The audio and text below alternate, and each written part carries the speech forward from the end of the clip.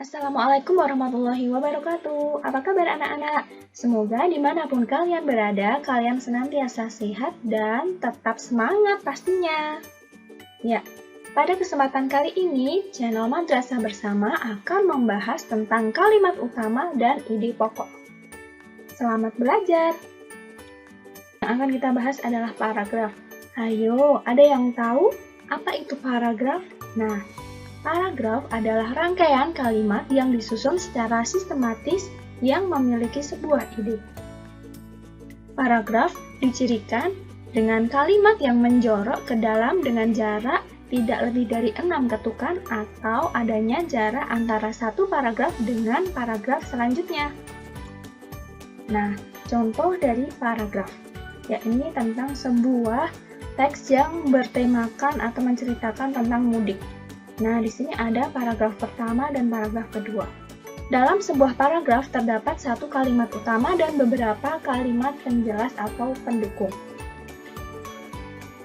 Nah, kalimat utama. Kalimat utama adalah kalimat yang menjadi fokus atau bahasan utama pada suatu paragraf. Nah, kalimat utama terdiri satu kalimat saja.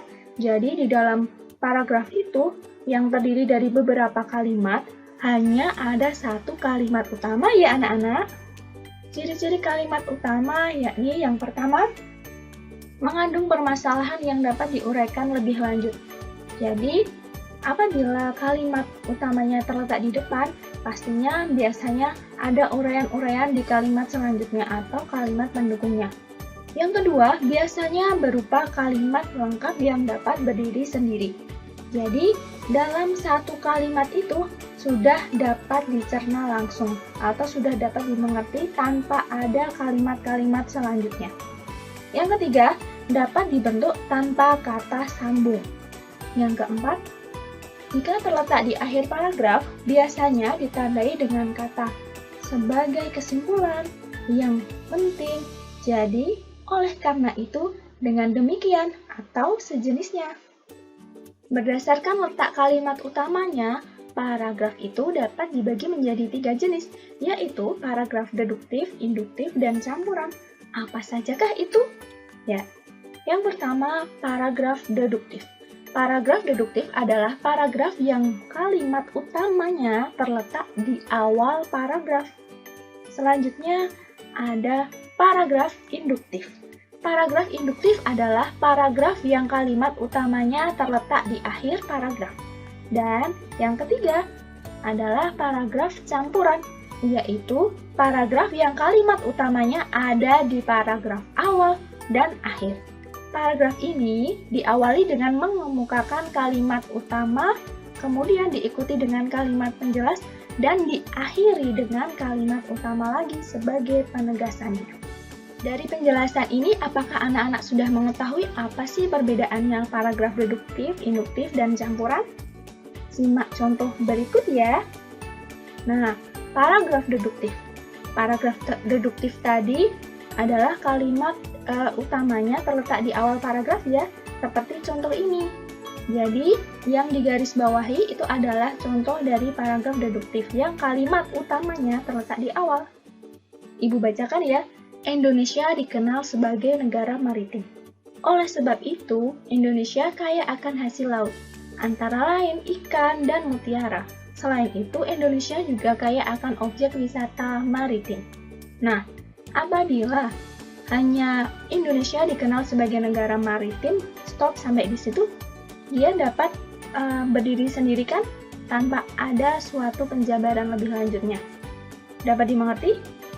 Contoh selanjutnya, contoh paragraf induktif.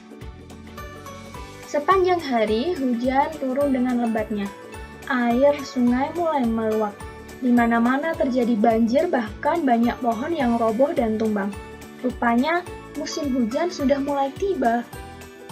Nah, untuk paragraf induktif, diawali dengan sebuah penjelasan-penjelasan baru intinya atau kalimat utamanya terletak di bawah. Selanjutnya ada contoh paragraf campuran. Seperti yang sudah Bu Najil tadi jelaskan, kalau untuk paragraf campuran, di depan sudah disinggung, kemudian diperjelas atau ditegaskan di kalimat terakhir.